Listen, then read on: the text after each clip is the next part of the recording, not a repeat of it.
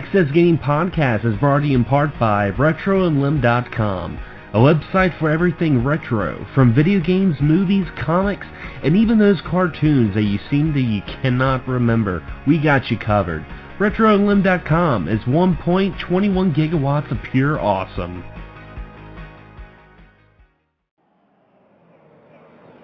You're listening to Access Gaming Podcast, a podcast for gamers by gamers, with your hosts Xander and James Gruesome. Bring back something old, something new, and a little bit of nostalgia too.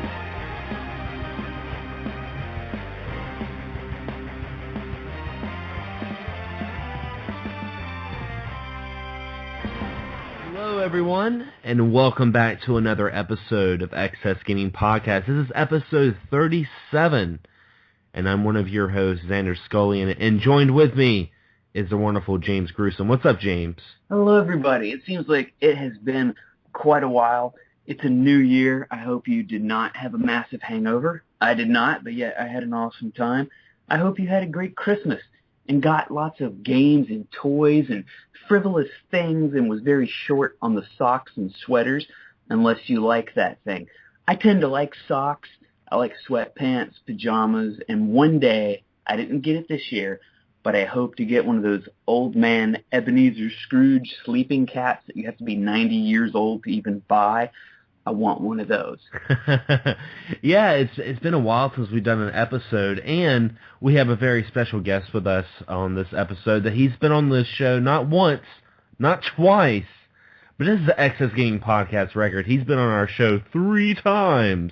We are joined by the nerd genius himself, the host of I Got Gameplay, Michael Burhan. What's up, Mike? Who? Where?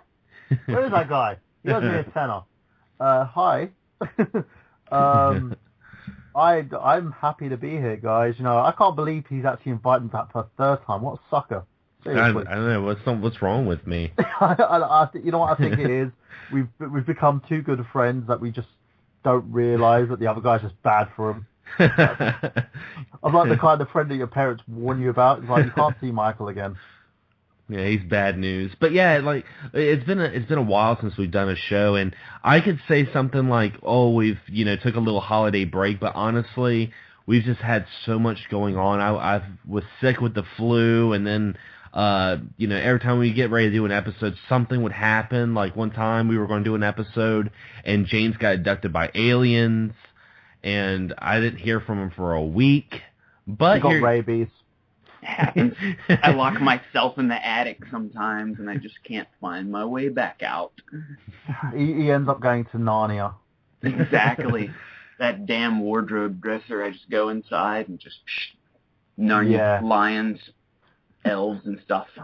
Let's see. Oh, sorry. Go ahead. No. I was just saying, there's like, are you the White Witch? And then you open up the cupboard and he's making out of a broom. Broom's kind of hot. A little prickly, but I like the mop better. Hey, the mop's got so much more dreamier hair, a little droopy. That's okay. Sometimes a little wet, Nothing wrong with that. But no, it's been a while, and, we've had New Year's, we had Christmas. How about we go over what we got for Christmas? We can do that. That sounds like a great idea. Well, we'll start with you, James. Did you get anything cool for Christmas? I did. I decided it was part of an experiment, really. I just wanted to try to go back in time to, those younger, funner days with no worries. Like one of those Christmases where you get like a brand new system for Christmas and maybe a Mario game.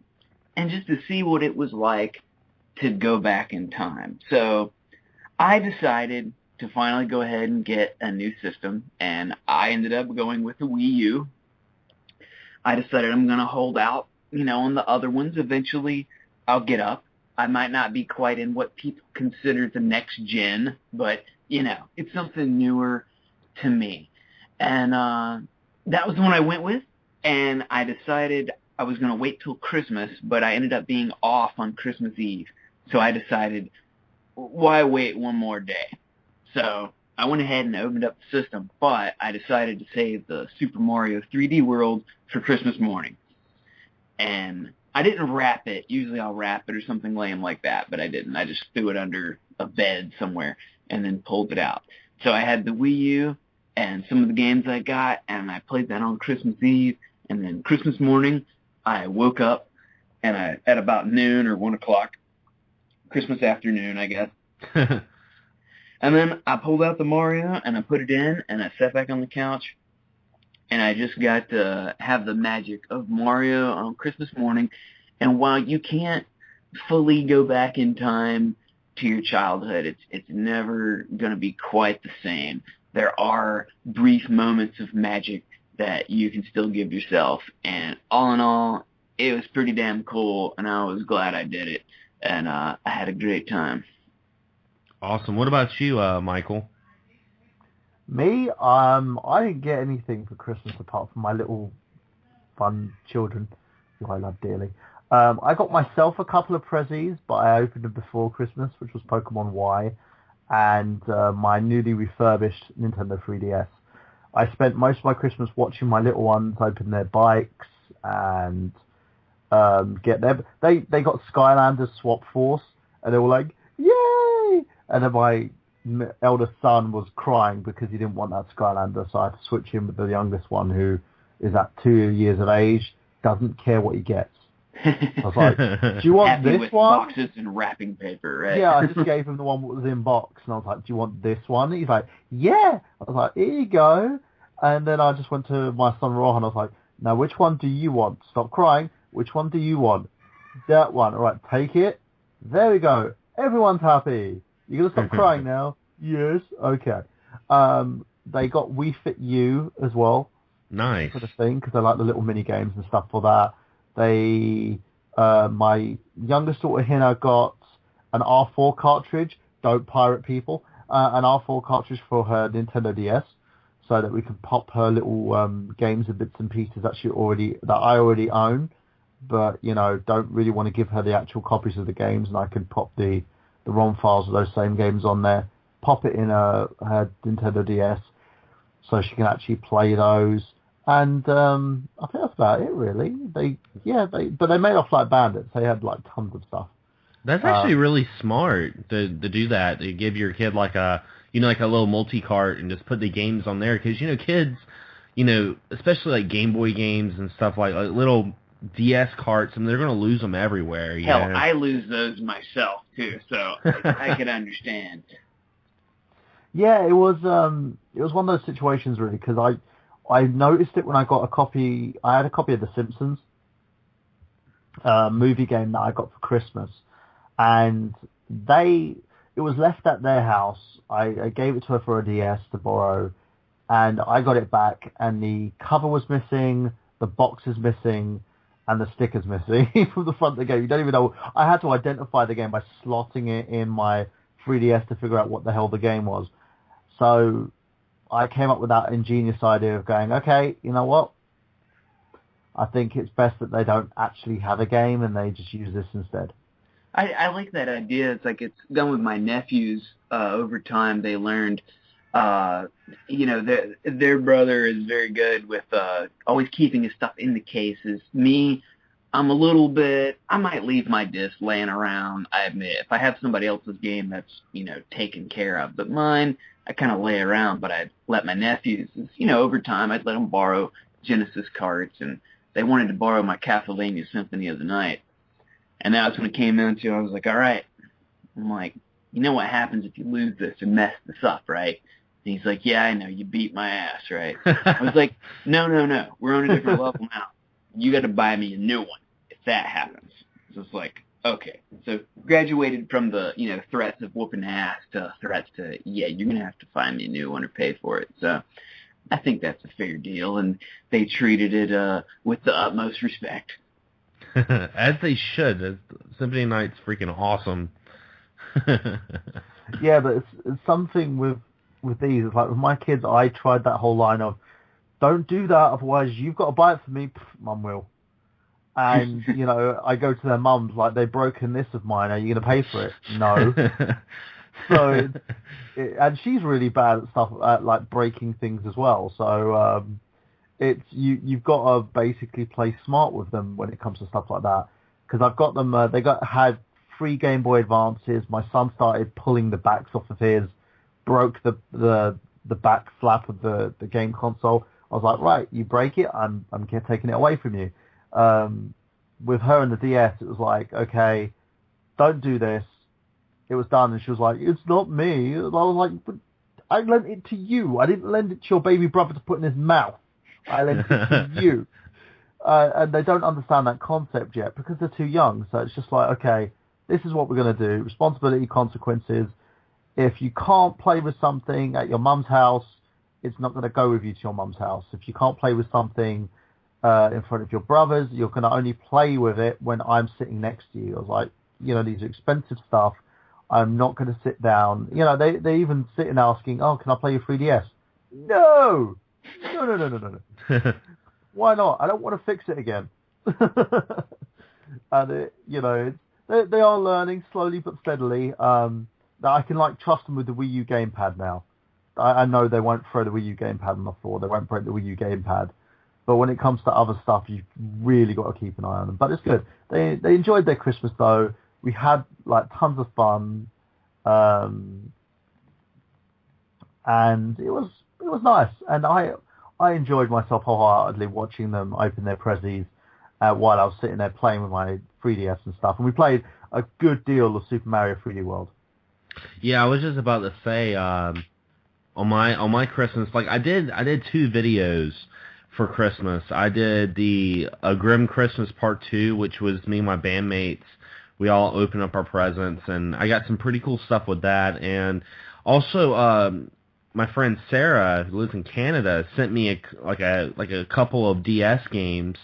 And I made another video of that, and I was like, "This is my first international unboxing." I was really excited about it, and you know, I got some cool games like Ease for the DS and Radiant Historia. You know, some really good games. Dragon Quest IV. But I did buy myself something for Christmas, and like James, I got myself a Wii U. So I got and this is really funny.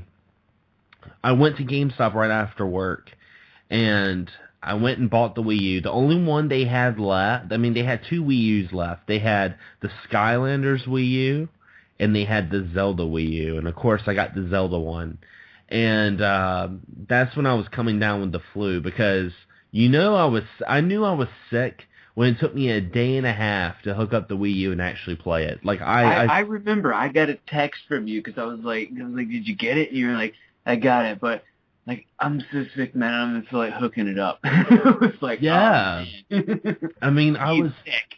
I was so sick. Like I seriously went home that Friday, went to sleep, and woke up at 3:30 in the morning on Sunday. Like it was like I woke up and I'm like, is it really Sunday? Because you know how you take those naps and you wake up and you think it's a different time. It's like those Rip Van Winkle naps, you know? Yeah. You go to sleep and you wake up and you're like, oh, it must be early in the morning. I must have slept all night. And you're like, no, it's only been 2 hours ago. But yeah, I had to double check. But you know, I'm well now, and I got new Super Mario Brothers. I got the Super Mario 3D World, and I got Nintendo Remix and Legend of Zelda Wind Waker. I got that, so it was pretty good. I still need to like call you on the Wii U pad.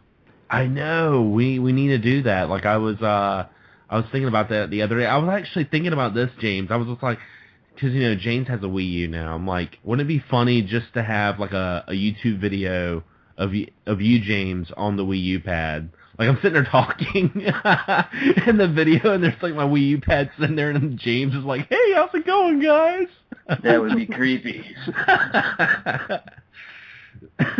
But yeah, I thought that was pretty funny. But overall, I think we all had some pretty good Christmases. Yeah, that was cool. You ended up getting the Zelda one because that was originally what I was going to get, and it was like they had a couple at the store. And, of course, when I went, they were gone. and they had a lot of the Marios in a regular one. Well, I was kind of wanting the Nintendo Land because I thought that might be one of the games like my wife would play like a little bit of the mini games and stuff on. And so I was almost thinking of just getting the Nintendo Land version. And I went back to the store yet again, and it was also gone. So there was nothing left but the Mario version. But then, I realized, like, I thought it was cool because the Mario has the Mario and Luigi U on a disc together. And I thought it was a download. And, I'd rather have the disc, but I didn't mind the download. My thing was more like, oh, it's just going to take up more space. I'd rather just have a disc of something. But I think it worked out good because I got that version. I bought the Nintendo Land by itself for, I think it was $25 or $30. And then I also ended up getting the DuckTales, Zombie U, and the Super Mario World. And I may have gotten something else. But overall, I've been enjoying it, and overall glad I got it, It's a fantastic system, definitely. And, eventually, I'm pretty sure all of us will have an Xbox One or PS4 in the near future, but, more money, more problems, It's very expensive to get an Xbox One or a PlayStation 4, and honestly, I can't really go out and buy one right now, and... Any one really is, and after, I bought a few games, and my Wii U, it was kind of like, man... I started thinking, I was like, did I make the right decision? Because it's like, well, I could have got, a PlayStation 4 and maybe one game for the same price that I got the Wii U and about 7 games. But after, waking up on Christmas and playing it, and, a buddy of mine sat and played a little bit of stuff too, I was happy overall, and I was pretty sure, I made the right decision for me. So...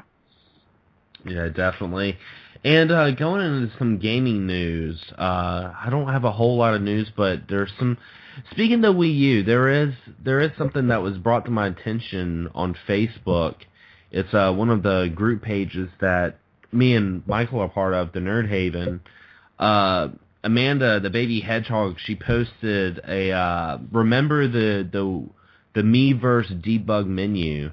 And apparently what happened is, shortly after the Wii U's release, and that was November 2012, a NeoGAF user by the name of Trade found a way to access some sort of debug menu for the Wii U, and listed on the debug menu was a bunch of game titles.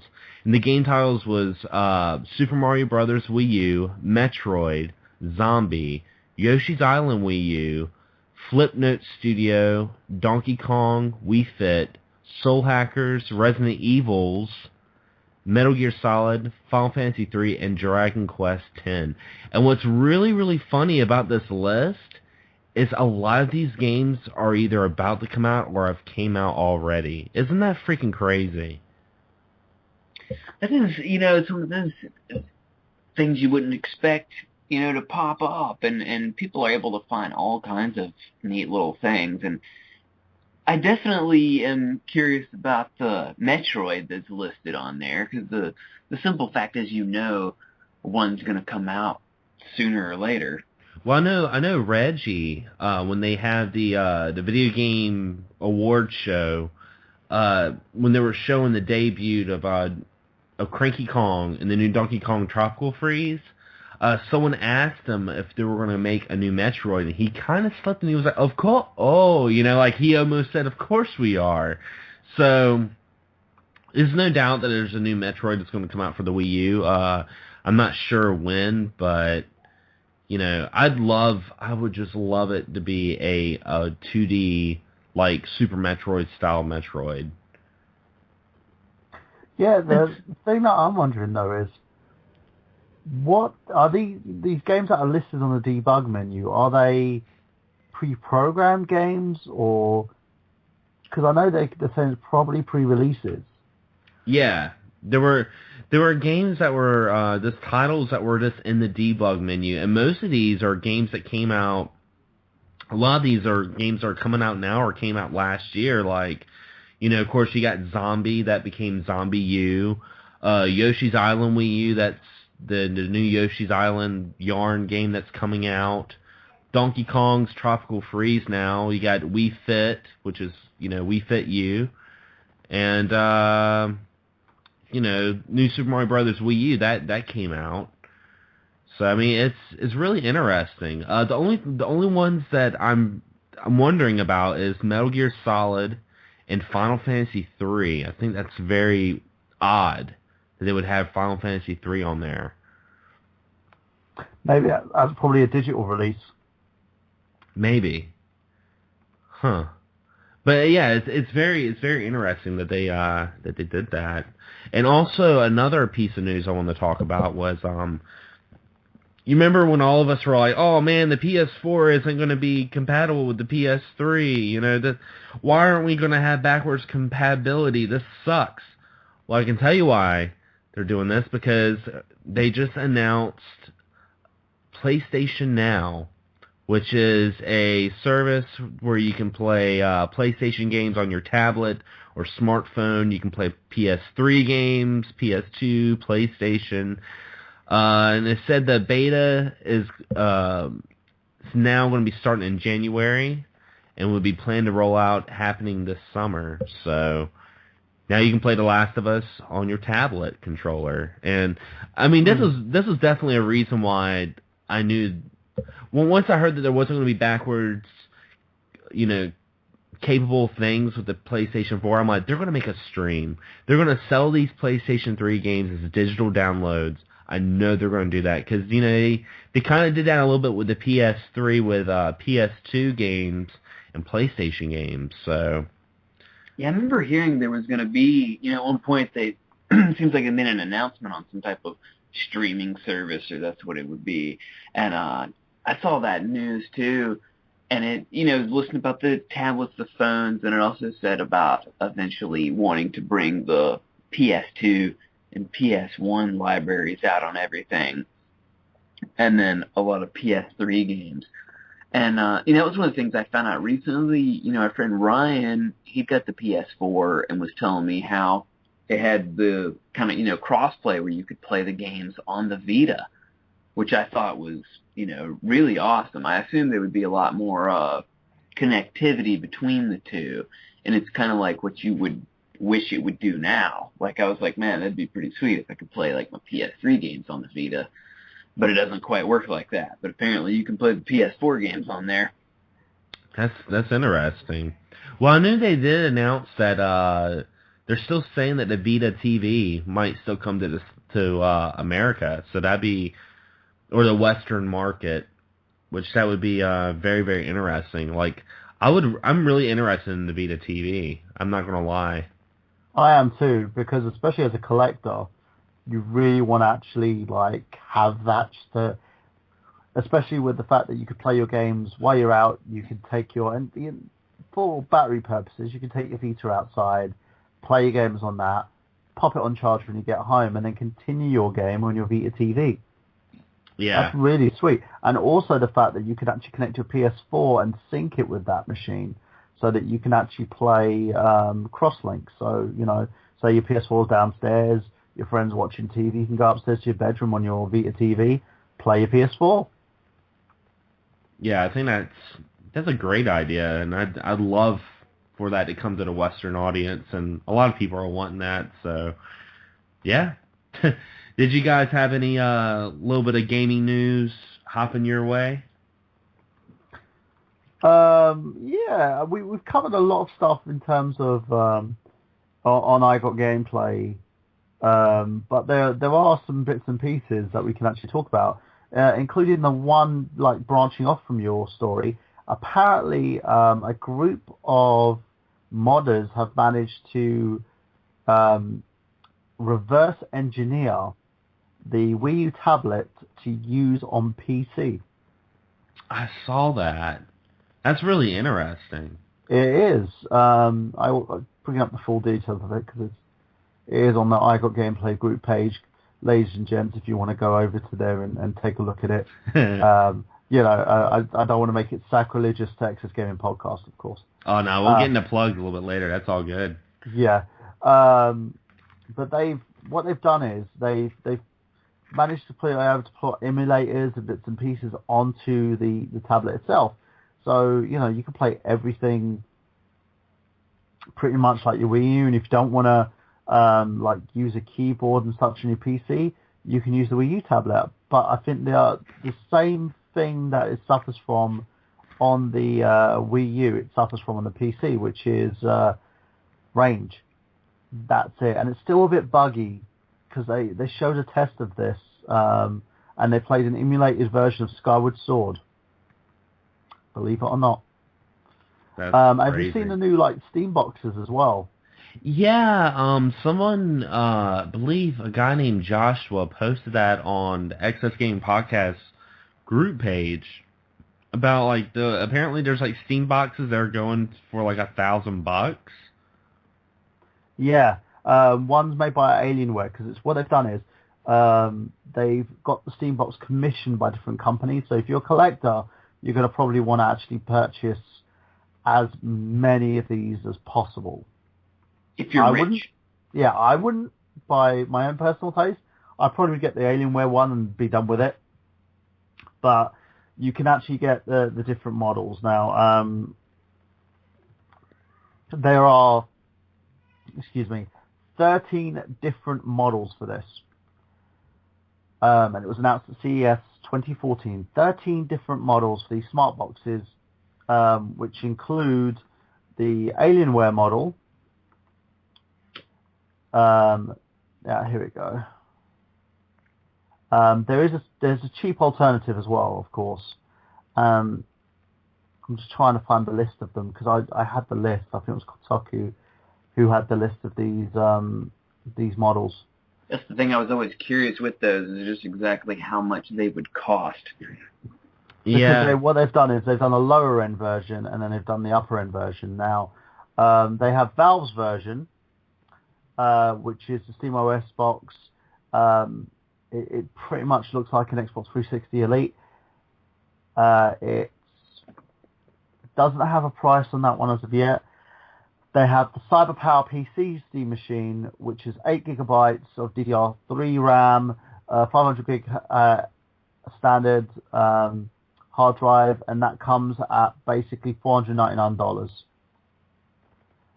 Or you could get it for $305 if you go for the lower end model, which is the AMD Radeon model, which truthfully, if that was me, I'd probably go to the higher end model. Then you have the Digital Storm Bolt 2, which has liquid cooling.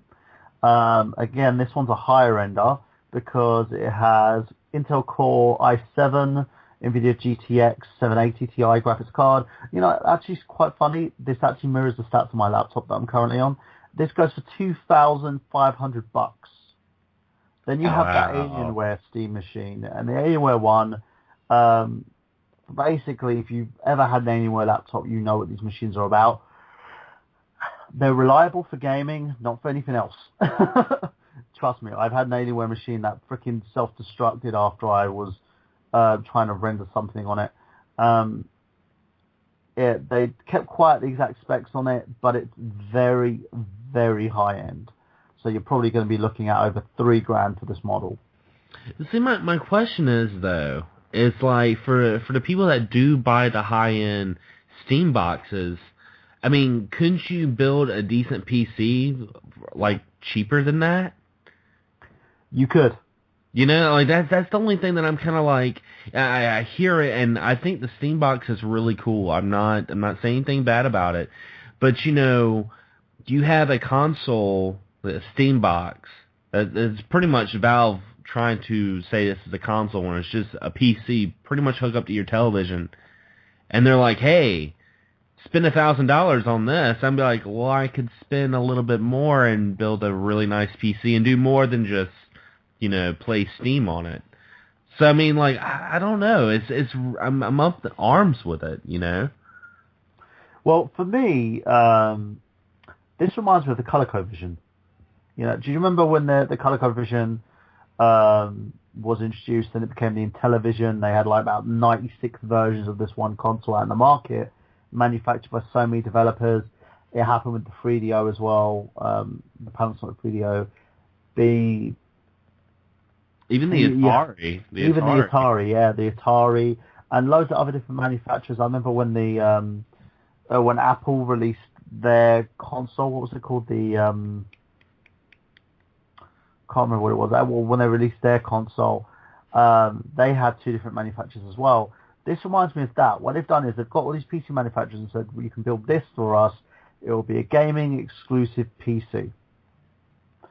For me, yeah, as you said, you could buy, like the laptop I'm using at the moment, probably could do the same job. Yeah.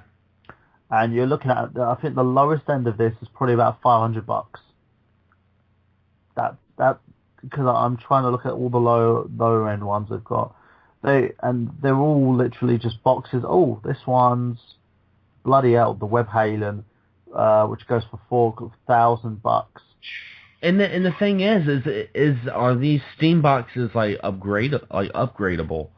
They would be. They're PCs, so you could probably rip parts out and put pops back in.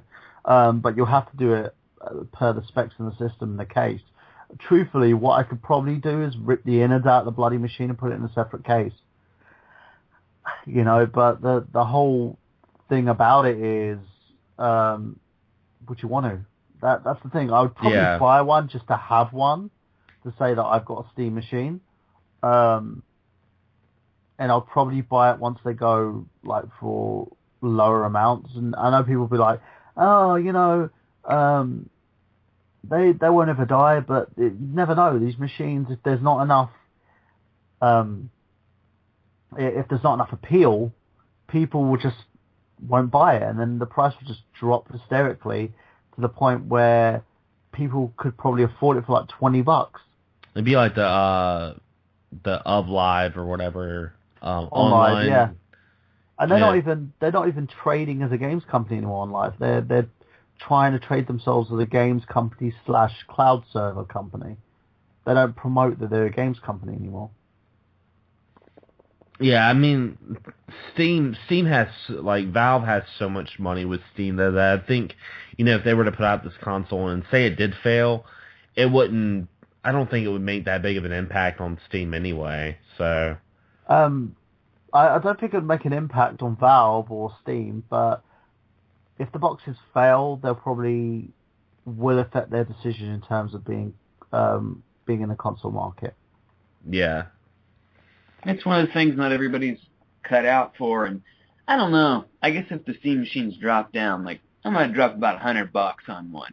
Other than that, I would just rather have a computer. I'm one of the people who's just gonna stick with the tried and true regular, gaming console, whether it's Nintendo, Sony, or Microsoft. And the $4,000 one, I'm like, man, there's more power to anybody that can get something like that. I mean, I spent some money on some dumb stuff, but I really can't even fathom dropping $4,000 on something that's not a car, I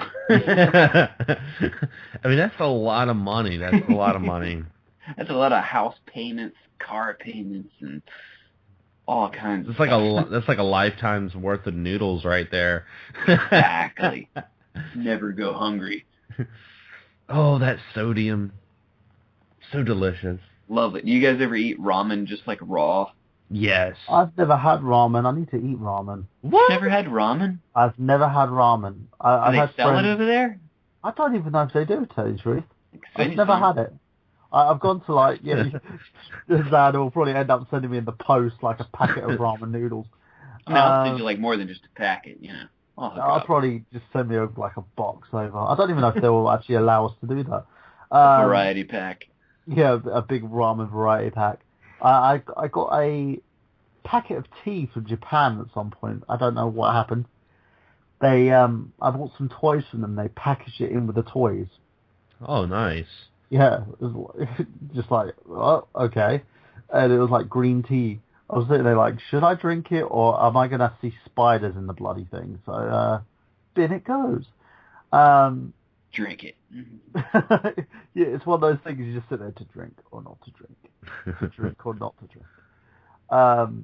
But yeah, with stuff like ramen noodles, I've never had it. I remember the first time I saw anything about ramen noodles was in Naruto. And then I had a mate of mine who's like, I need to lose weight. Why? Too many ramen noodles. And I was watching Metal Jesus Rocks recently, his YouTube channel, and they were talking about ramen noodles and stuff to make with ramen noodles. And it was literally like dishes. They made some like pasta with it. They then put it into what do they call it? A lasagna.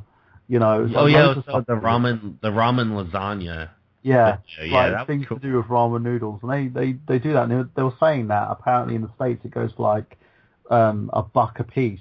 You get like Oh, 4 or 5 Cheaper than packets. that. it can be even less. Yeah, just the packet sometimes. Yeah, just like the packets by themselves can be like $5 for $1 sometimes.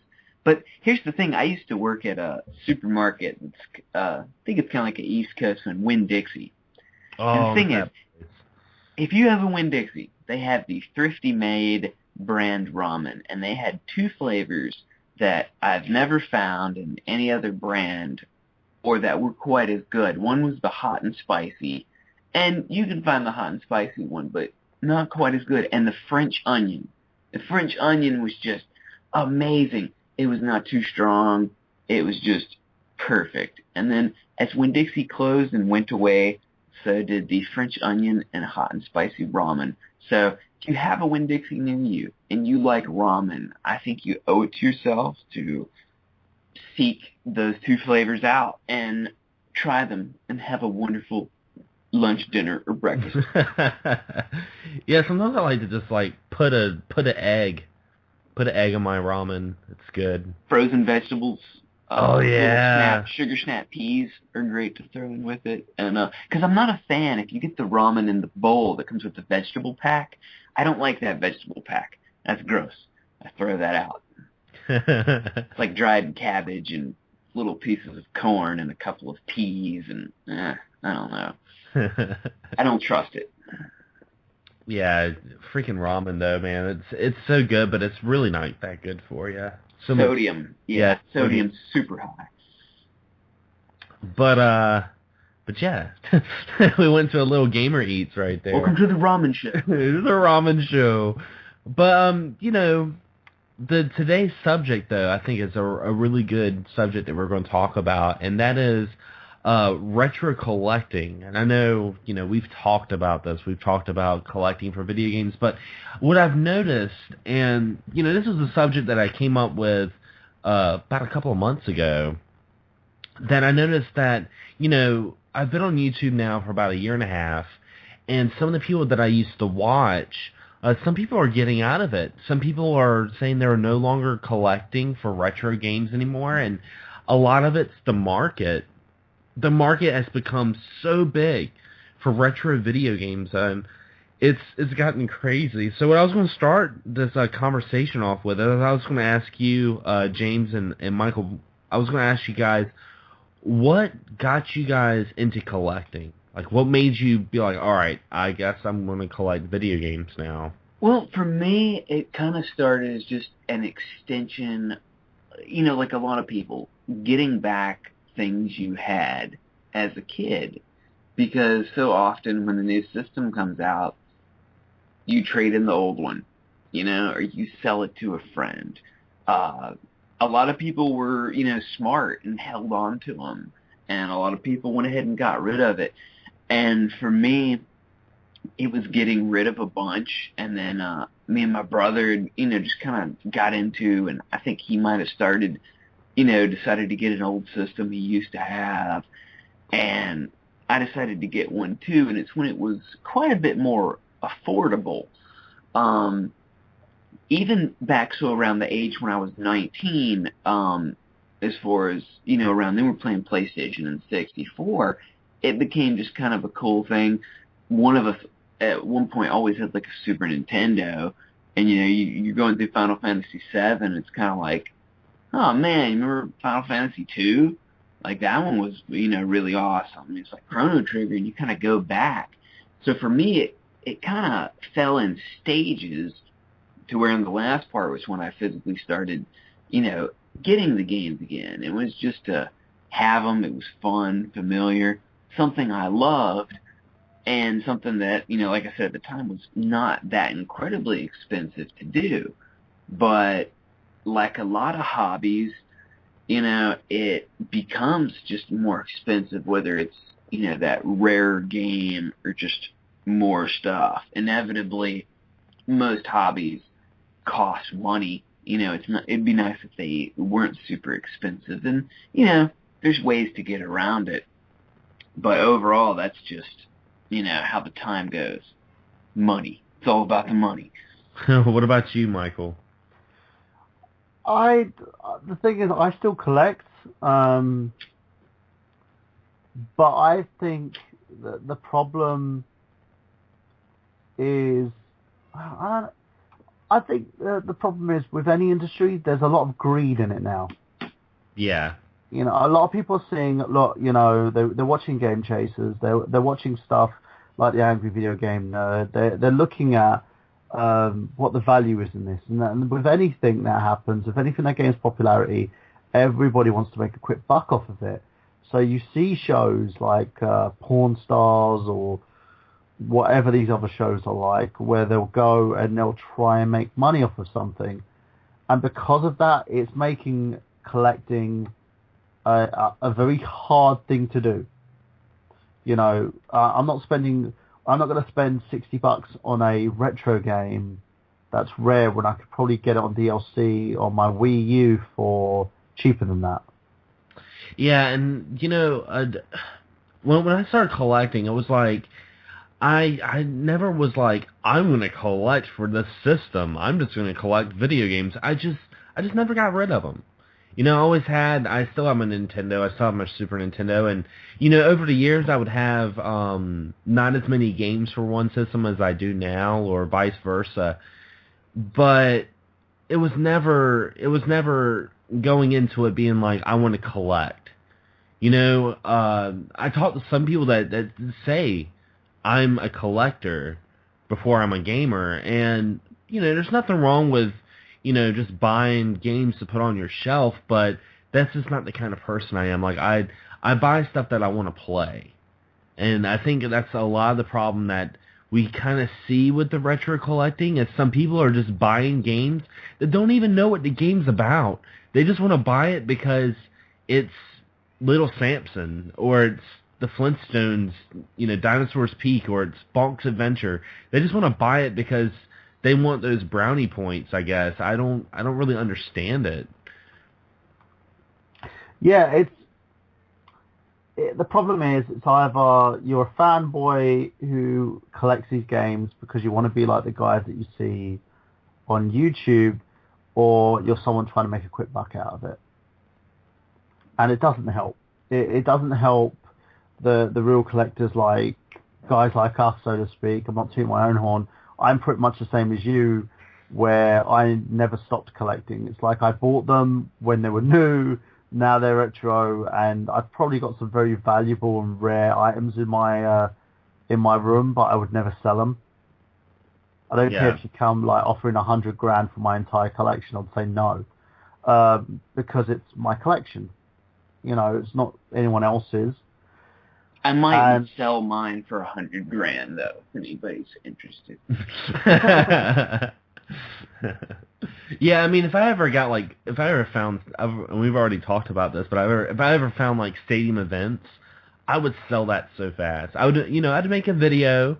I'd make a little pickups video, because, everyone loves those pickup videos. They'd be like, yes, so I got this at the flea market for $3, and I'd get tons of hate. And I'd have people unsubscribe to my channel, and then I would sell it, and I'd make like $20,000 or more, and then I'd be, I wouldn't be rich, but I'd have some good money in my pocket. Definitely would, and it's like, I think, Xander, me and you, we kind of fall into the same thing where, we're just not going to go pay an exuberant amount of something just to have it. It's like, if you happen to find it for a cheap price. And at the same time, too, we like games that are also just cheap. They sell for cheap. There's a lot of great games that, it's not rare, it's not this, it's not that, but it could be a fun game for $3. It's like they are out there. So the thing is, it's like if you try to go out there and collect just because you want some old games, you want to collect for fun games, it's possible. People say Super Nintendo, it's one of the worst systems to collect for. And I mean, the fact is, a lot of the, really great games on there do catch, a few bucks. But at the same time, a lot of them are actually still worth that price. A lot of classic games you can look at, like, well, it was probably 50, $60 when it came out. I don't know if someone might pay 50, 60 for it now. You could say a lot are still worth it, but you can find a lot for $1, $2. There's lots of good stuff out there. It just kind of depends on if you'd rather have trophies or if you'd rather just have some fun games to play. You always, I've seen a couple of times recently of people getting into collecting, and they would always post on one of a Facebook group page or something, and they would be like, there's nothing I can find in my town. I can't find any games. I can't do this. I can't do that. And what I always tell new collectors is like, especially now with the retro market being so big, it's going to be hard. It's I there's a thrift store right by my house that all they have is like baby clothes and furniture. That's all they have. But I still go in there at least like twice a month. I just go in there and walk around, just make my little circle, and I walk back out. Well, I actually went in there the other day. It was on New Year's Eve, and they had Capcom Evolution for the Xbox behind the counter, and I'm like, hey, how much is that game? And she sold it to me for $3. It was complete. I was like, this is awesome. Always, you just have to be patient. A lot of people that have big collections, they've been collecting for years. Like one of the biggest collectors I know, John Hancock. You see him a lot on Metal Jesus. He's been collecting for over 25 years. So, I mean, he's been collecting for as long as some people that are listening to this, as long as they've been alive.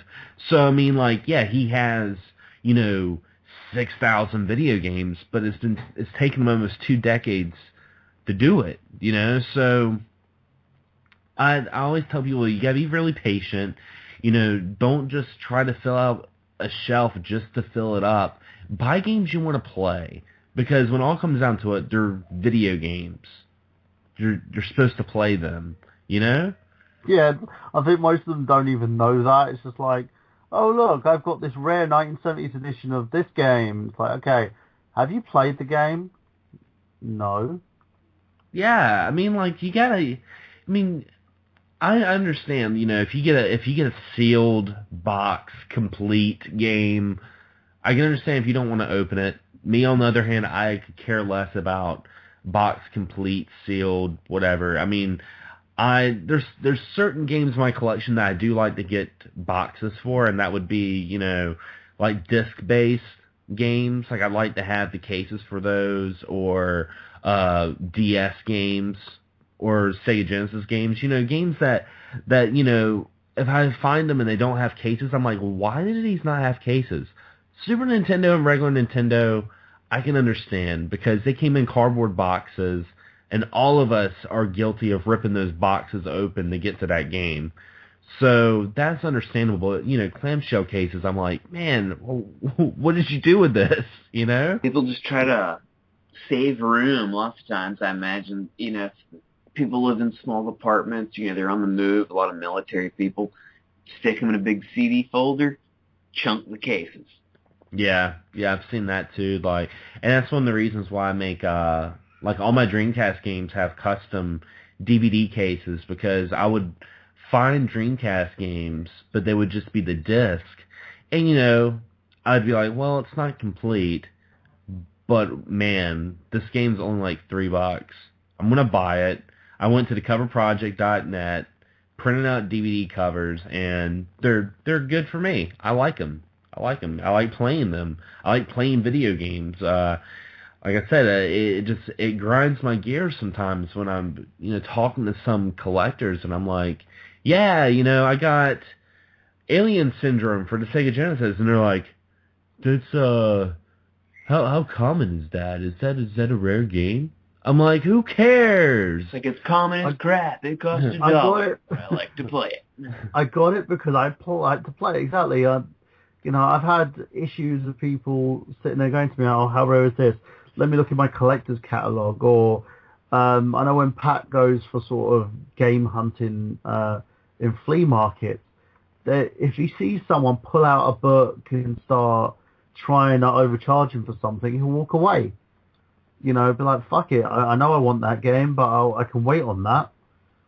Yeah, and I mean, like, it's good to do your research. I'm not saying that you shouldn't go on eBay, you shouldn't go on, Video Game Price Chart or whatever database and look at the values because, yeah, you don't want to be that guy that buys Super Mario Duck Hunt for $30. You don't want to be that guy, but at the same time, like, I think sometimes it becomes almost like a competition on who's got the bigger collection or who's got the rarest. Like some guys like, I got Panzer Dragoon. Oh yeah, well I got Earthbound. Yeah, it's just like I'm just not that kind of gamer. I'm not that kind of collector at all. It's nice to end up, with those rare ones. Most games I have, honestly, that are in the higher price range are ones that I struggled with the thought to pay 15 or 20 bucks for. And there's some games like Demon's Crest, Nosferatu. Some of the games that border on King of Dragons, there could be from the $50 range on up. And, I struggled at the time. I was like, 15 bucks. I'm like, I don't know if I want to spend that. And it's like, but I did. And the fact is, it's like, there were really great games that were worth 15 or 20 bucks.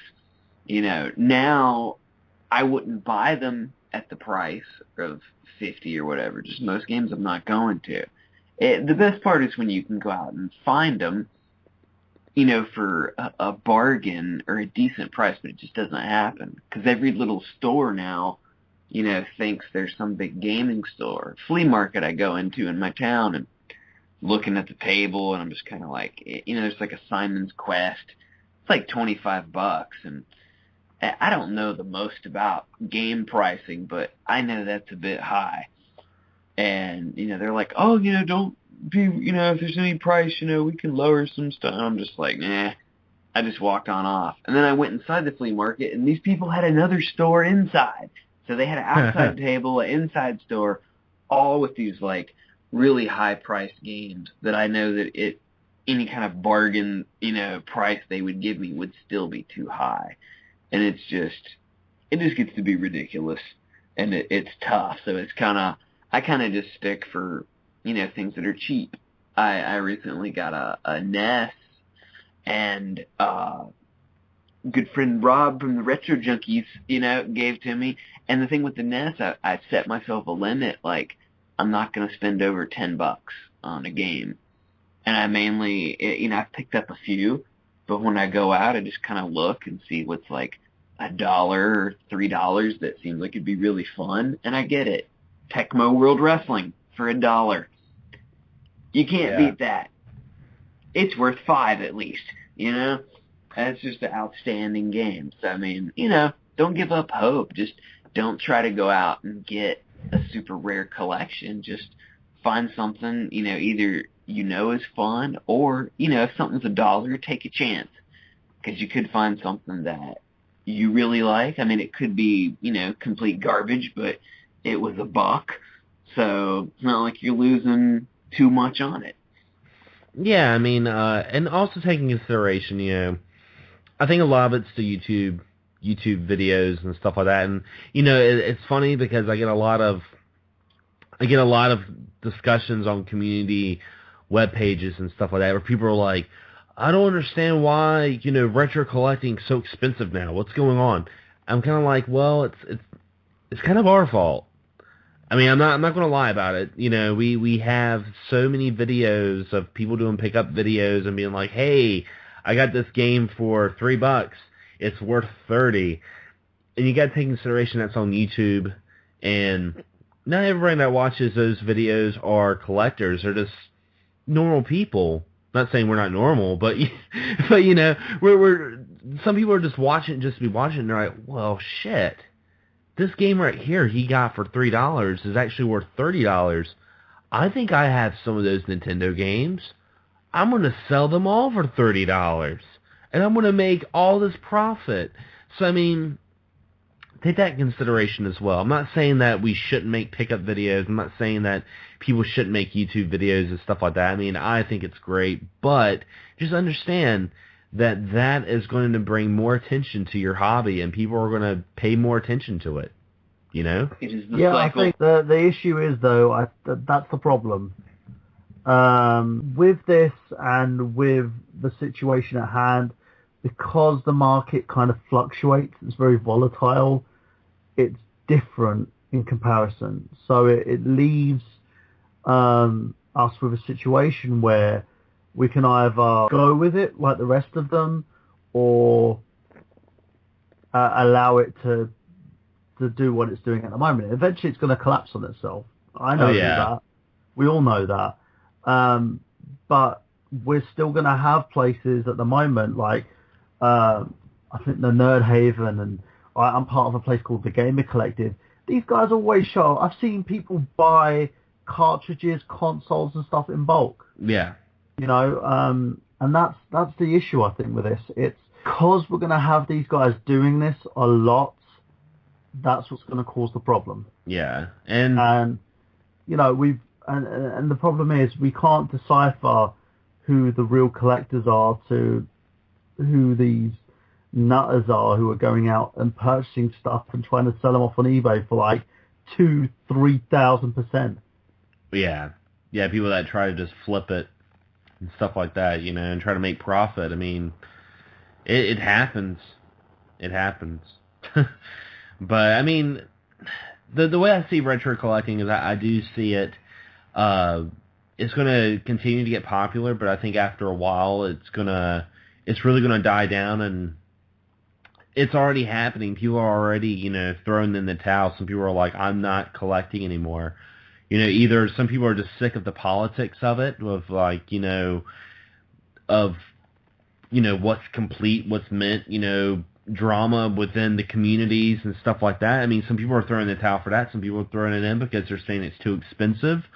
Some people are just like, you know what, I don't have that magic in me anymore. Like when I first started collecting, and I think a lot of that is a lot of people I see that lose the magic is when they start treating it like a business. When they start looking at the value too much, they start, you know, comparing it to other things. When they start going after, all right, well, I just wanted this Super Nintendo game for my childhood. Okay, now I want the Super Nintendo game for my childhood in the box complete with all the goodies inside of it. All right, now I want it shrink wrapped. Now I want to fill a whole bookshelf full of this. You know, and after a while, it starts to get a little bigger, and you start to lose the point. You start to lose the point that the reason why you got this game was because you wanted to relive your childhood, not have people, you know, cream their pants over a picture on the internet, you know? You know, you're right. It's when people stop paying those amounts when someone's like, okay, I'm not going to pay $1,500 for Little Samson or whatever it costs now complete. There's got to be a point when people break. And, you know, like you said, there's more and more people that you see that are just, you know, losing interest. And, you know, leeches and people, you know, will suck the magic out of anything at some point. And oh, yeah. I think, you know, people, you can still go on and, you know, like I said, you can be those bargain bin collectors that are just like, oh, okay, it's not rare, but it's a couple bucks and it's fun. Like, to me, if I pay $1 for a game and I play it and have a great time for 30 minutes, that was $1 well spent. Even if it happens to be a game I might not, you know, play again for like 5 more years. And it's like, I had a good time.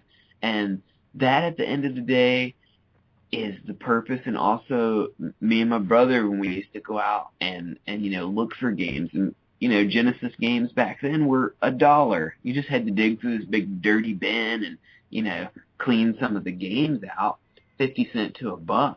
You get a lot of stuff. And a lot of that stuff I remember was me and him going out and just having a good time. So if anything, just find another friend who's kind of into it, or even if your friend likes flea markets and don't even like games, and just go hang out for the day. And, if you find a game for cheap, more the better to you, or maybe if you just have a good laugh and good time with your friend. It's just kind of like the experience and the voyage of the whole thing that sometimes can be the funnest and most important part of it all. Oh yeah, definitely. Well, I also have something I wanted to share with you guys. A couple of weeks ago, I made a video on the X Gaming Podcast group page, and I had the idea of doing audio questions. And anyone that's listening that's not a part of the XS Gaming Podcast group page, you guys can join us on Facebook.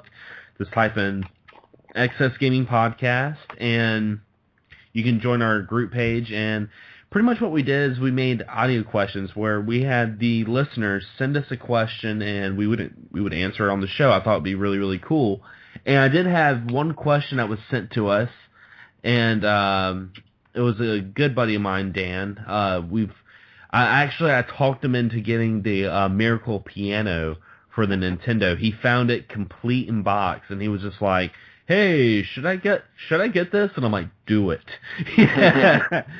So he's a proud owner of a Miracle Piano, and he's really trying to beef up his NES collection. So he asked us this right here. So I'm gonna let you guys listen to it. Hey there, fellow gamers.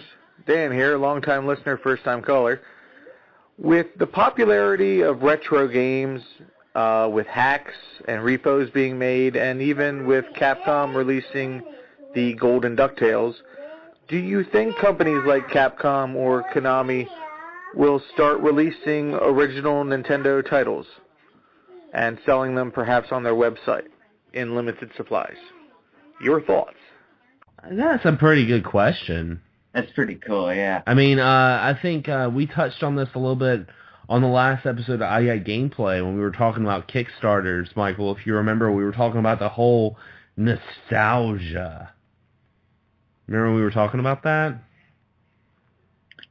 Oh yeah, nostalgia in terms of gaming? Yeah, because Dan was asking us, with the popularity of retro games, do you think that we would see, because they did it with DuckTales. They released a gold cart of DuckTales. Did they? Yeah, it's very limited.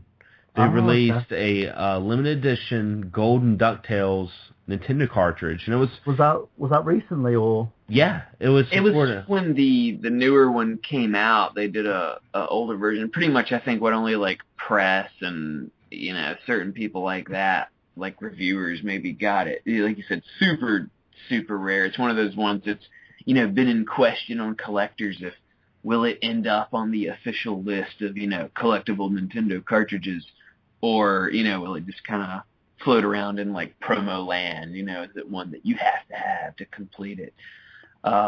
It was a pretty cool idea. Now I could see them. Now I'm thinking maybe he means kind of releases of older games. I don't think he means new ones. Now, for instance, like Mega Man 9 or 10, something like that. If an actual cartridge was made, would be cool. And I can see it. As special things like that, I could see being done. And as a lot of these titles are downloads, which the DuckTales was released on.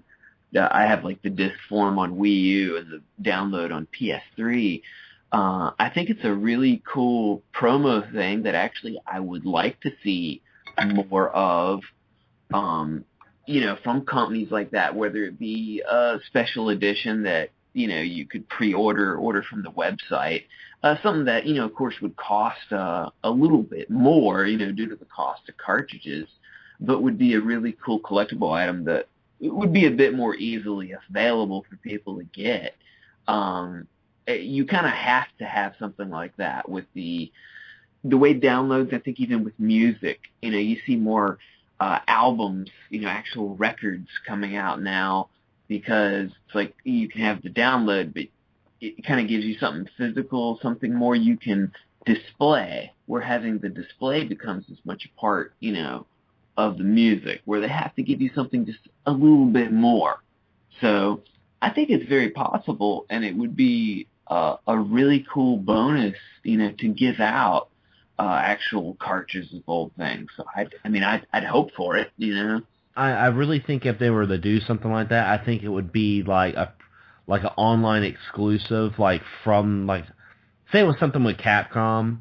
I know a lot of people hate Capcom right now, but say Capcom made a a Mega Man game, made a Mega Man game, and they made pre-orders or they made online exclusives where you got a Nintendo cartridge of the game. I've seen this with Kickstarters as well. The name of the Kickstarter slips my mind. I remember we were talking about it. It was like the Crash Bandicoot, Banjo-Kazooie style platformer. It was like Lobo the Destructo or something like that, where it was very much modeled after Nintendo 64. So there was actually a pledge that you would get in one of the tiers. You would get a box of the game, and it would come with a Nintendo 64 cartridge that looked just like, had its own custom art, but on the back was the downloadable code. Like you would flip the cartridge, behind the cartridge would be like a little 16-digit code that you would put in, and you could download the game on your PC. I think, we might see more stuff like that, especially like we were talking about on I Got Gameplay. We were talking about how nostalgia is really the new thing. I mean, we're doing a whole podcast about retro collecting.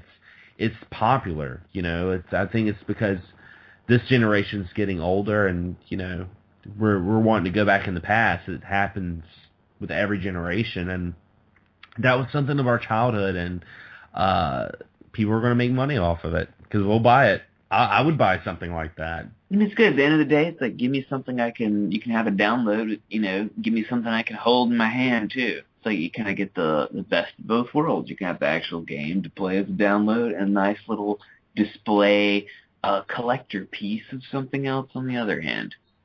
Exactly. So what were your thoughts about this, Mr. Burhan?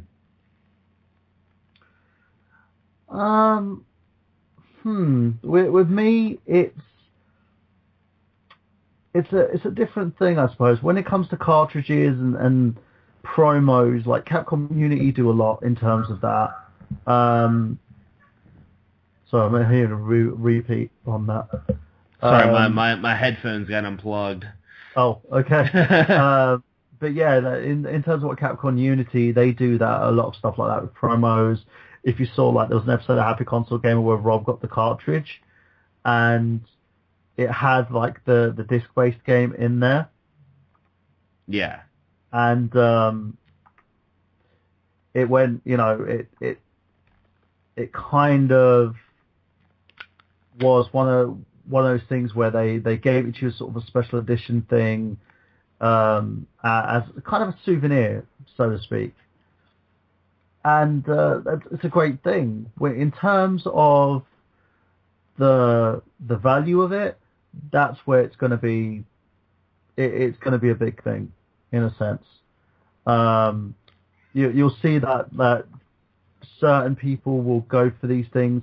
They're going to be in limited quantities, so they're going to start going for high prices at auctions and stuff like that. See, just for a brief moment, I'd forgotten about prices and stuff, and then there they pop back up again. Because they are really important. They are. You can't avoid it. Yeah, and in terms of what they are and how awesome they would be, for Nintendo, I think they would cause a bit of a problem. Because companies always look at stuff like the after sale, in a sense. It's it's something really, really vague, and something that companies tend to go for. So when they look at stuff like this, it will either be something very productive for a company like Nintendo to do, and if there's call for it, they'll probably do it again. But if they're seen as a hindrance, they'll probably stop. Because you know what they're like. If they see something that's being abused or money changing hands that's not theirs, they'll probably end up saying, no, you know what, forget that. Yeah. Yeah, definitely. But I would like to see more, little pre-order cartridges and stuff like that. Like I said, I'm a sucker for that stuff. And like I said, that one Kickstarter, when I saw that Nintendo 64 cart, and it was just like, it was this shell of a cartridge, but on the back was a downloadable code. I'm like, that's really cool. That's like a perfect blend of like digital and physical merchandise that, you know, it's nice because everything's going digital, but you still have that little piece of, something that you can hold and something you can put on your shelf and something you can be proud of. A lot of us we still like to have the products in our hands. Now, I think, uh, the younger generation, I think some of them, not all of them, but, some of them are like, I don't care if I have, a PC full of, Steam games. And, us on the other hand, we like to have a bookshelf full of games. This is something that's a little different. Yeah, I'm not a fan of digital download, in a sense. I think that games need to be in hand, in disc, or on cartridge. Yeah. And when you have something with digital downloads, the only thing that they're very positive about is lowering the prices of those carts. And that's the big thing. Yeah, that's how we saw with Earthbound. It hasn't went down tremendously, but it's went down a little bit since it's become a downloadable game on Wii U. Yeah, I guess, is it that it's like a little bit, just easier that it's on Wii U? Because, I'm all for, these games that cost 70, 50, 70 bucks, these old games. If you want to play it, just get the damn ROM, emulate it, if you want to play it, because nobody's making money off that stuff. So somebody that bought it for $1 and is going to charge you 80 bucks.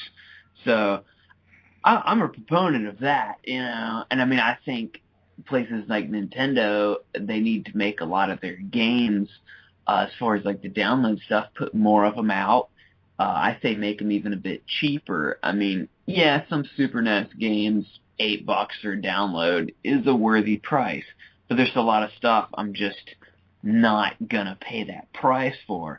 So I think they should have a couple different tiers, of prices of their Super NES games. Make some of the crappier ones a little bit cheaper, put them out there more available, and that way at least they get a little bit of money off of it. It's easier, for us to do it, and we're doing it the legal way, and it's better for everybody. I agree. And that's the one thing that we've got to look at when it comes to stuff like this. Can you look at something at that standpoint where if you get it on digital download, is it going to last forever? Once they just continue some like a service, will that game no longer be effective unless you hack it? You've got to look at those little bits and pieces in terms of that. And in terms of the carts, the retro games, it's still going to be a bit of a hindrance at the moment in time because nobody really knows what to necessarily do. There's no written rules. There's no ways to exchange these things. They're an unstable currency, in a sense.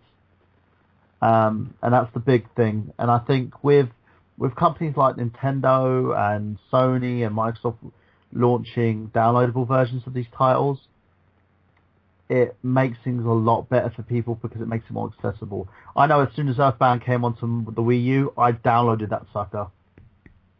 I wanted a copy and I wanted to play the game and see what all the fuss was about, and I enjoyed it wholeheartedly.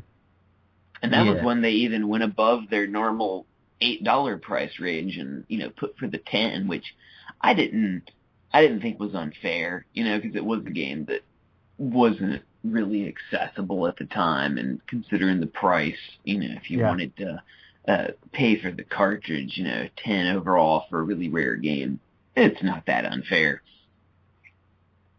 Yeah, and that's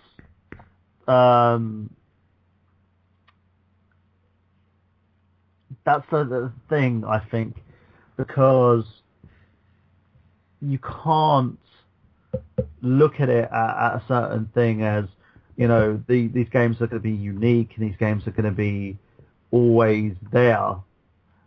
They're going to end up basically being in a situation where they will always be re-released. They're either going to do a remix version, like a 3D version of the game, or a 2.5 version of a game.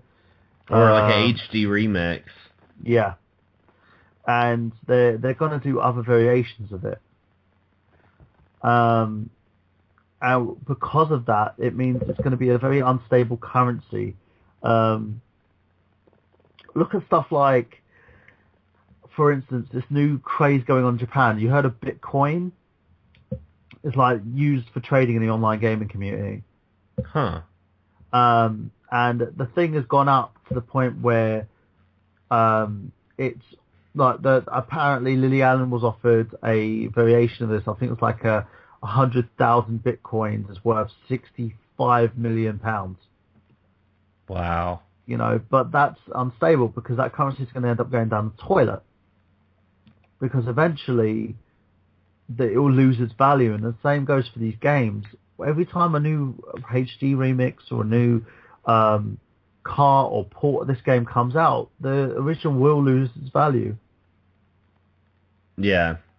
And that's what people got to look at the moment. And to all those people that want to sell and think that they can make a living selling these games, you might as well try YouTube, because that's a safer bet than actually selling these games off for. All I can say is, let's just hope that Little Samson doesn't become a downloadable game on Wii U. It will do. Eventually, it will do.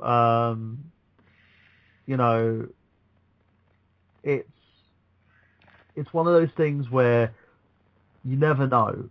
Someone's going to end up re-releasing it. It's like, for instance, I believe there's a retro company now that are importing games from Japan, translating them, fixing the bugs. Oh yeah, Time Walk. And then they're selling them. They're selling them for like $50 for the cartridge. But it's it's one of those things where as soon as you do that, the Japanese cart that you thought was rare has now been devalued. It's not worth the amount you pay for it. Yeah. Yeah, and it's just, when all comes down to it, video game collecting is not a get-rich-quick hobby. It's not something that, for one, if you're getting into it just for money, you're getting to the wrong thing anyway. It's like, it's not a hobby that's there for money. It's there for enjoyment. And it's the thing is as well, these guys that are selling these consoles, that are pushing these games out, that are trying their best to overcharge people and scam people. I think I remember seeing a cart that was worth like $20 on eBay, and someone selling it for $1,000. I've seen Wii U games, Nintendo Wii games that are worth that much, like a Xenoblade. Yeah. Going for like $50. Are you freaking kidding me? The game still sells for like $40. There you go. And this game is so mass produced. There's like a ton of these games out there now. It's no longer at minimum quantities, and they're selling it for $50. Yeah, actually, they're at my local GameStop, or one of my GameStops, the one I go to frequently. There's like 8 copies of Xenoblade Chronicles. Yeah, because they made a copy, a deal with a company, and Nintendo made a deal with this company to actually mass produce these games. Now, what GameStop kind of do, and there were, I believe it was Alpha Omega Sin who was actually talking about this. They basically take the disc out. They'll take whatever's inside in terms of packaging, put the disc back in, make it all scuffed up, pop it in as pre-owned, and say, yeah, this is a pre-owned game, Yeah. when it's not. You know, it's a brand new game. You purchased this, you're a lying asshole. You know, and it's not Yeah. just the other game, the other places that are just doing it. It's them as well. And one of the biggest things, and I'm not saying it's all of them, you know, there are some GameStops probably that have really nice people on it. But in general, it's kind of silly. You know, Yeah. we've got that's one of the things that we have to look at and we have to understand about in terms of what we're doing and how this is like how this is sort of done, and these practices need to stop. And the problem is though, because it's such a volatile market, we're going to have all these things keep going. We're going to have everyone and their friends attempting to buy all these games, and everybody else getting fed up of it. I'm fed up of it. I have to admit, I am, because if I see a game that I consider nostalgia, that's my favourite game, I want a copy of it, and I've got to pay 60, 70 bucks for this damn game. Are you freaking kidding me? Oh, well, the book says. Yeah, I don't give a fuck what the book says. I bought that game when I was a kid for like freaking $5, and now you and your mum and everybody around you is selling this game for 60 quid. I'm not going to buy a second-hand game that's barely going to work, right, for the price that I'll buy something brand new. Hell, I rarely even buy any game brand new now, because I'm broke. This is what people need to figure out here. People are broke, man. You can't do that to people. Yeah. The best thing I think to do is just to, have you a set standard price of what you're willing to pay, and don't go for anything insane. And once in a while, if there's something you really really want, and question yourself, think about it a bit, and see if it's really worth the price. If it's something you really want, then go ahead. But there's still a lot of great stuff, that's not, millions of dollars that you can go out and still have a good time. It's just all on what you're looking to get out of it. But I've seen a lot of guys do it at the moment. I have friends who do it, and I shake my head at them. But I can't see someone sit there and go, "Ooh, I want a brand new Xbox One. I'm going to sell the majority of my games for above inflation because I'm an ass."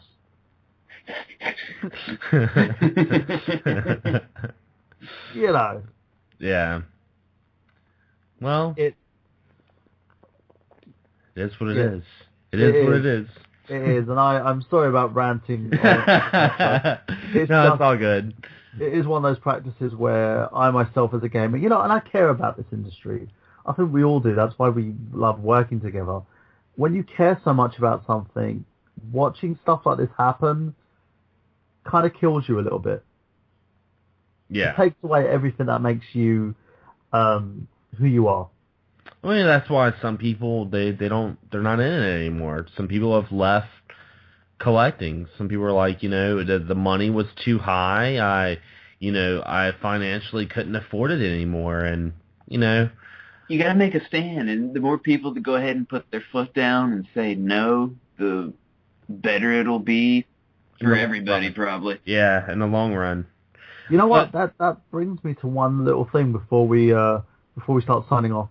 There was one thing that I wanted to talk about. There was on the Happy Console Gamer forum, one of the members actually said that he was offered a copy of a game. I'm trying to find out what game it was, and it was literally above inflation. It was ridiculous the price this guy was offering, and I left a comment on it because it was.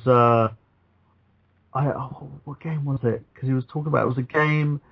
I believe it was an N64 game and a memory card, and it was one of those games where the guy was like, "If you pay me $120, you could have the game plus the extra expansion card with it." And I was like, "No, it's not worth that. You're getting ripped off." And the dude was like, "But it has this." No.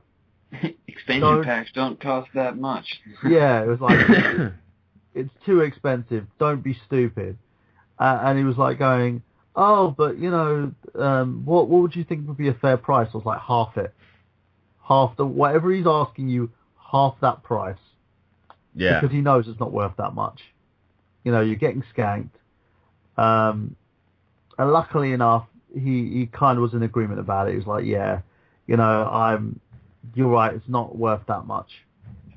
And to anybody else out there, if you can't afford a game and it's like a rare NES cart or something, just go out and use an emulator. Yeah. I'm just going to say it, I'm going to use the big naughty word. Yeah, Use it's an Like I emulator. said, if you want to play it, play it. You can more than likely find a way to play it for Yeah. free. Because nobody's making money. Those companies, I don't feel like I'm stealing because those companies aren't making money if they don't offer it, for a paid download. It's just that dude who bought that game for $1 and is charging you 800 times the amount. He's the only one making money off of it, so I don't feel bad about it. I don't either. At the end of the day, these scumbags are out there trying to raise prices for an arm and a leg. I don't feel bad about it.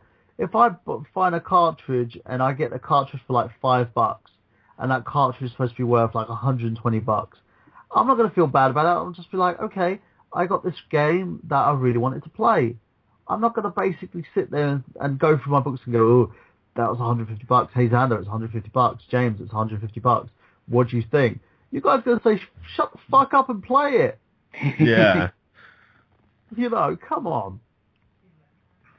Well, we're going to get into another segment that we usually close our shows off with, and that is games we've been playing recently. And really interested to hear this, because since we all got Wii U's now, woohoo! Next generation. Yeah, damn straight. We've all got next-gen consoles. Yep. Mine, I've been playing Phoenix Wright Dual Destinies on the 3DS. I've been playing the demo. I want the full game because I literally, it's like, like riding a bike, you just get back on the saddle and just go. Oh, the Phoenix Wright games are so freaking fun, man. Yeah. It's been years since I played the first and second one. I haven't played the newer ones, but I had so much enjoyment with just those. I did too. It's like when I played like the first two, I haven't played I believe it was the third or fourth one, which had the new Apprentice to Phoenix Wright in there. And this one, it was kind of, I got back into the game and I hopped back in. They had some new gaming mechanics, like you could feel someone's emotions and understand exactly, how it proceeded. It had the cutscenes are better. You actually have voiceovers for some scenes, not all the scenes, for some scenes.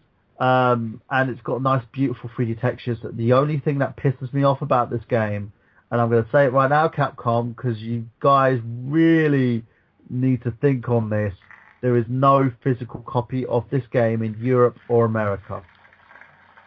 Yeah. You've Download got to buy only. Download only, and that annoys me.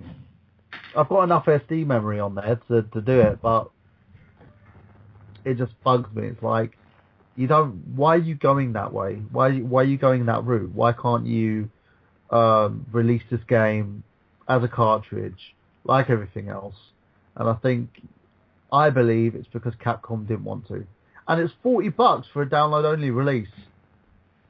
So that's another problem I have, is the price definitely needs to be cheaper. And I'm really kind of surprised because I thought Phoenix Wright was a title that would kind of, deserve a physical release. It's one of those ones you think of, with the early DS and all that I remember hearing about, and was, a launching title. Was one of those more interesting games, that you could play on the DS. And I know they have one, I don't know if it's out or it's supposed to be coming out, which is a crossover with the Professor Layton series. Oh, yeah. I think that's already out. Yeah, they have it. They've got like about 6 different spin-offs in the game as well. And what I'm going to actually do is I'm going to do the one thing that a lot of people don't like, and that's actually collect them, not to have them on my shelf and then look at the value. I want to see if these have an interlinking story, because I really want to see if the story links in between like the different games and how it reflects on the new one, Dual Destinies. And I'm considering purchasing it, and I'm considering not at the moment. So I'm going to see if I can actually get a physical copy of the game, even if I have to get the Japanese one. Yeah. Because I want to have it on my shelf with the rest of the Phoenix Wright games, and each one standing side by side, looking all cute, and me saying, "Oh, look, they're comfortable." Put a blanket over them. I have them all. Yes, like Pokemon. So what about you, James? What have you been playing? Well, before I get into the one thing I've been playing, the other day, my wife was watching some comedy show that was pissing me off and I was not enjoying, so I decided to break out my Game Boy, and I played a little bit of Nemesis and some Double Dragon 2, which the Double Dragon 2 on Game Boy is quite good. I bought it a little while back and didn't play it much, but it's a little different, than the NES version, of course, where you don't have the left and right attacks. It's more of just a punch and kick for the A and B, but you start off with all your special moves, and I really enjoyed the jump up and stomp down on the person's guts move. That was quite a valuable part of my repertoire. But other than that, I've been playing the Wii U, of course, and I picked up I got about 7 games total with it, and I haven't played them all. I've kind of just left a couple to the side, for a day when I want a new game, like the Mario and Luigi U that came with it. I had the Super Mario World, and that's the one I really wanted to play, and I didn't want to OD on Mario, so I thought I'd set the other one to the side and save it for a rainy day. I also had the DuckTales, which I haven't played yet either. I had it on the PS3 download, and I really just thought it would be cool to play DuckTales on a Nintendo system. And Yeah. it was a $20 game, too, so I thought, I'm going to go ahead and pick that up. I really liked it on the download version, so I was like, that'd be cool to have a physical copy of it, and I can erase the other one, clear up some memory. But other than that, some Super Mario World 3D, which I've been having a blast with. Like I said, waking up on Christmas morning and playing it was just a throwback to the good old days of youth, and I've really enjoyed it. The cat suit is, an awesome addition. It's got a lot of throwbacks to Super Mario 2 in it, as far as the slot machines, and of course, playing as Toad, Mario, Luigi, and Peach, and them each having their, individual powers with the jump and the gliding. Right before the show, I played Zombie U a little bit more, and my first experience with that was half asleep playing it at night. I was dozing on and off and trying to play it. So Did you put a load in your pants for doing that? Oh yeah, a little bit. But it was I didn't really know what was going on when I was half asleep. Apparently I died a couple times. But I played a little bit right before the show, and the bit I played, I was enjoying. I'm gonna jump into it a little bit more. I got a little burnout on the zombies, but it was another one I found for $20, and I thought, I wanted to get a few games with the system, so it seems to be kind of cool. I'm looking forward to see, what more games will come out. I also have the Wind Waker. I haven't started that yet. I've never played it before, so I want to wait till I got a... Yeah, I never had a GameCube. What? Yeah. No, I've got a kind of confession myself. I haven't played the GameCube version. Oh my God! What? Mm-hmm. Man, you guys need to get on that. I'm waiting for a little spare chunk of time that I can sit and delve into that for a bit. And also I got the NES Remix, which I had a lot of fun playing. Didn't unlock all the games on there yet. I've still only got half of them. But sitting down playing that with a friend of mine, it just kind of brought out that fun competitiveness, you can remember from days of yore, and sitting there, getting pissed off at the game. And same thing with the Nintendo Land. Had some really cool, just good couch co-op fun playing that. And I also got the Tank, which is it's a free download. But the more I played of it, I actually ended up having to buy part of the game. Yeah, you shouldn't have done that. You could have actually bought the disc game, the full version, probably really? for less. It's on disc? Yeah, because I was nearly fooled into that as well. I got the demo and I was ready to purchase it, and then I went shopping around. So I looked on Amazon.com, and it was like Tank full disc game. I was like, all right, awesome. I'm gonna wait for that to go down. I finally found a copy for $10. Well, see, maybe if I hunt around, because I only bought the single player mission, so far I've only spent $10 on the game. I held off on like the Kong part of the game, which I really wanted to play. So, and it's an awesome little thing as well. My kids play it all the time, and my son, they love playing that bit. When I'm playing tanks with them, my youngest daughter's the one who wins, and my son basically gets fed up, and he loves playing Kong. That's his time to shine, so to speak. Nice. It really was fun, and it reminded me of Earth Defense Force, which is one of my favorite 360 games. Just kind of, except you're in a tank. It throws you in like a giant, Godzilla kaiju movie, and except everything's mechanical and it's mechanical bugs, and it was just fun. I played that one on the 2 players, and it's just a blast. And the main thing I wanted with the Wii U really was to have fun, and I honestly think for what I have, I'm able to have more fun with it than I would be having, with the PS4 or Xbox One right now. So I'm happy with the choice I made for me for right now, and I've been having a blast with it. By the way, I found it for used. You can get it for like $15, 42 cents from Amazon. For new, you can get it for $16. There you go. Nice.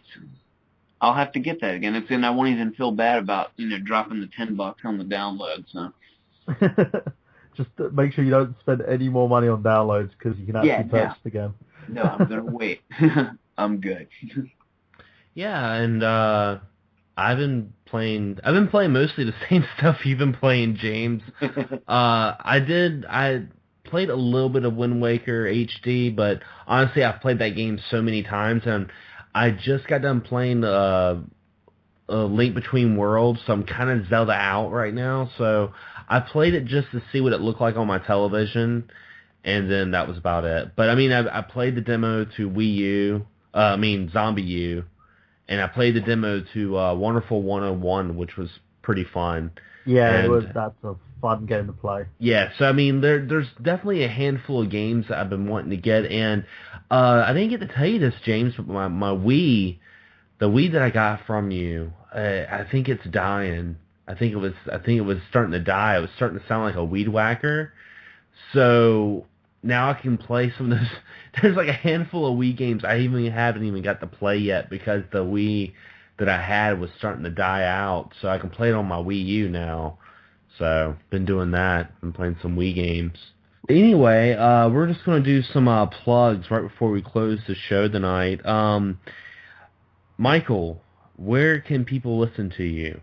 They can listen to me on I Got Gameplay. It's every Saturday at 8 p.m. live on the Retro Island Network, as part of fanboysanonymous.com, and also my own personal blog, Nerd Genius. You can actually check them out on there, or you can check us out on facebook.com/I Got Gameplay.